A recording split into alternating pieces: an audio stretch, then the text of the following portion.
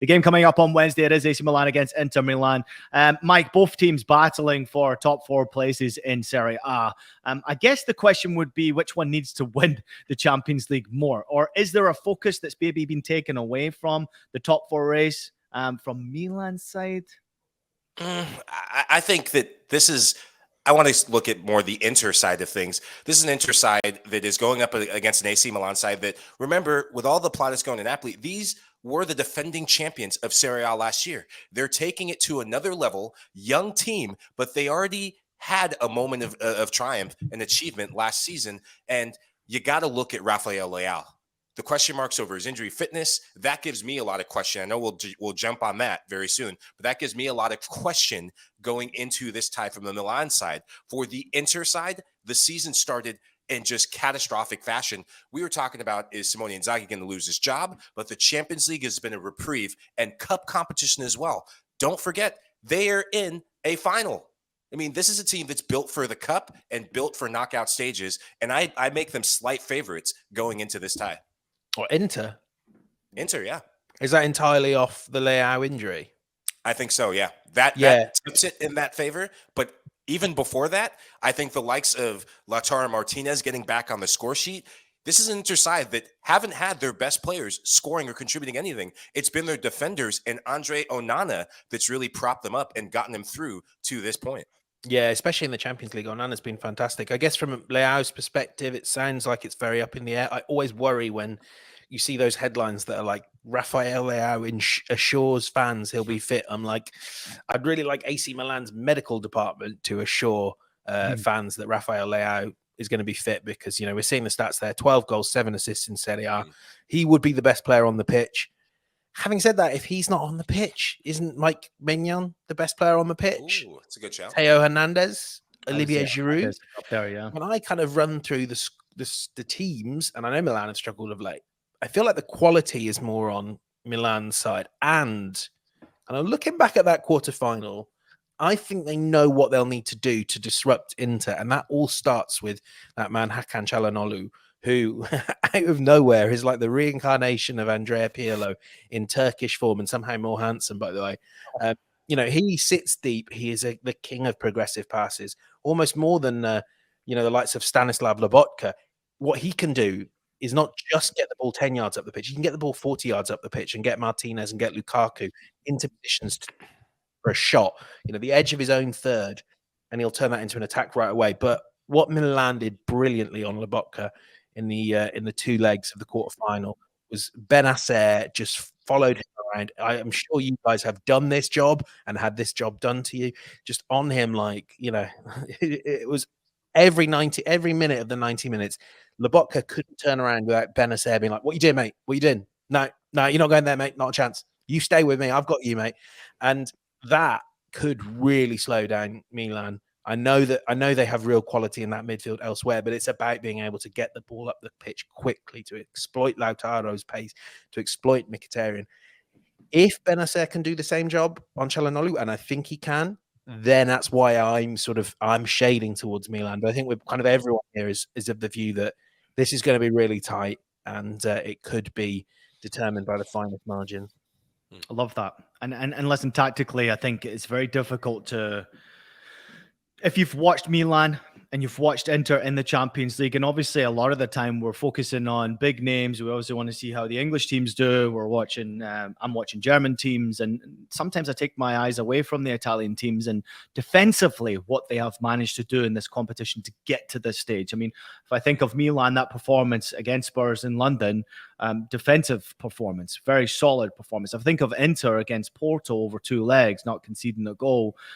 Defensively, Mike, this is maybe where this game might be won or lost. Now, James makes a great point right here. Defensively, how do you break that down when it comes to a competition like the Champions League, where both of these teams want to win it? Both of these teams have the talent to win it.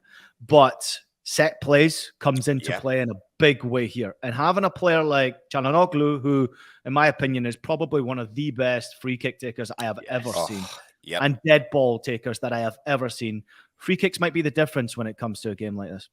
I'm so glad you're touching upon that, because that's exactly what I was thinking when, James, you mentioned the return of calhanoglu. This is an Inter Milan side that are very happy winning ugly. I think that AC Milan, they've learned how to do that and learned how to be pragmatic in ways that they weren't up until that Napoli tie. This is an Inter side that back-to-back knockout phases, they've said, you know what? We have no problem in that first leg going direct, having our front two defend for their lives, and maybe having Romelu Lukaku come in and be very disruptive. Their outside backs have been industrious in getting forward, and they will have no problem making this one of those hack-a-shack sort of games on the likes of Olivier Giroud, Teo Hernandez, and making this ugly and an emotional affair. The one thing that we can be almost guaranteed, I predict a red card coming across these two legs. It's a Milan derby. There is always drama. And look at my hands. There's always drama in the Milan derbies. James, anything? I mean, I really like your point on set pieces. I mean, we should remember that Milan have, you hit Olivier Giroud and he's pretty hard to beat in the air. But the other thing I hadn't maybe thought about from an Inter perspective, and I'm kind of readjusting my viewpoints on, there's some good options off the bench for them, isn't there? The likes of, I assume that Lukaku and Lautaro start, but you take 2 of 3 alongside Edin Dzeko as well, and that's 3 canny operators who know what they're doing. I love AC Milan's young defenders. Those AC Milan young defenders haven't played, and they've played big games. They've not played big games like this. Fikayo Tomori is phenomenal, and he will become, and so is Malik Thiaw. I think that's how you pronounce it. And Pierre Kalulu. And I remember seeing them in that, Tomori in particular, in that game against Tottenham. It was so easy for him. I don't know if that was all Spurs. I think some of it was him. But these are the nights, especially in the biggest Milan derby in 20 years, these are the nights that really test your concentration, that test your reliability. And I feel like it must, better than me, it must be harder for the defenders. It just, if you're a young defender in this sort of atmosphere, it must be so tough. Yeah, I'm with you there. So are many people here who are jumping in the chat right now. We do have a great comment coming in from Rafa. Brahim Diaz is very underrated, in my opinion. Ivan saying AC Milan is clear. Ari Roy saying Tonali, Benacer, and Krunic. These 3 are going to be key. Ed jumping in and saying without Leao, it will be up to Milan's defense to win this tie. Then we had the last one. Where was it? I think Lautaro is better with Dzeko, at least this season. Lautaro needs to step it up in the Champions League. Only 3 Champions League goals over the last 2 seasons. I know he scored in the last game, but I'm not mistaken with the fact that his statistics haven't been great in the Champions League, even though he's been cleaning up. Now, Inter, obviously, I'll leave you with this one here. Mike, I want to get your quick opinion on this one. Inter might need to win it to save Simeone and Inzaghi's job here when it comes to next season. But give me your prediction overall. Inter clearly in great form. They're not conceding goals. If I'm not mistaken, they've won their last 5 and banged in a whole bunch of goals in that 5. So your thoughts on Inter, and then give me your predictions. James, take it away after Mike. I think it's going to be a very close tie, very emotional tie. As I said, I'm not going to bring the hands out because I already did it once.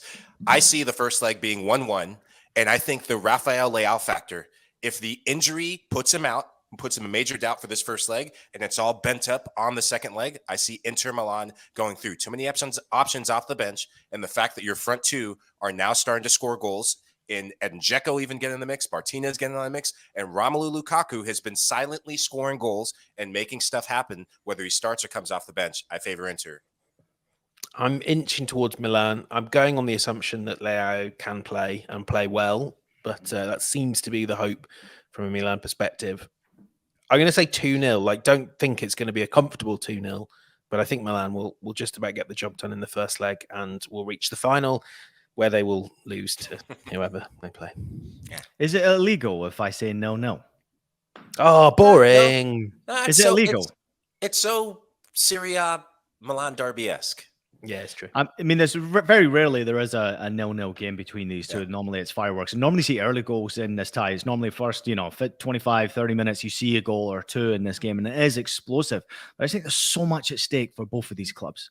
There's so much at stake. So I think the first game could be a draw here, and I'm leaning towards a 0-0 rather than a 1-1. I think it could be a very, very close game, and I don't want to say that. I know it's quite crap to say that, and I hope I'm wrong. I hope we see explosive 3-3 game, but I'm leaning towards a draw here and not very many goals in this one. And I'm probably Mr. Boring today because I said 1-1 in a boring game in Madrid, and now I'm saying no in the other leg. But I know why you're saying racing it. this.